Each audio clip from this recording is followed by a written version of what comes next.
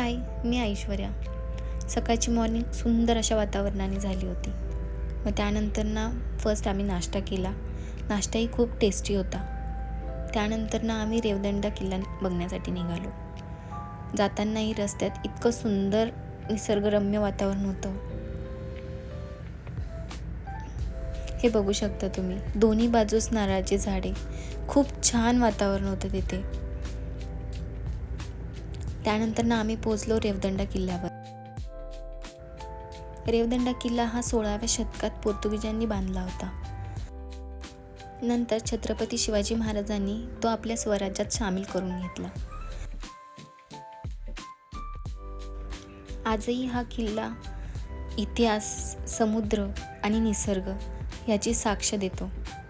तिथले वातावरणही खूप निसर्गरम्य आणि सुंदर आणि शांत वातावरण होतं.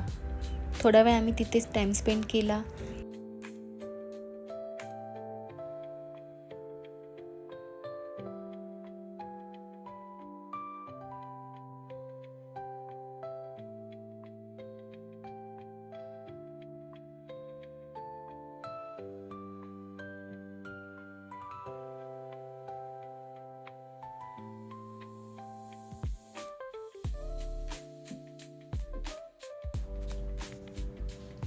थोडा वेळ बीचवर टाईम स्पेंड केला.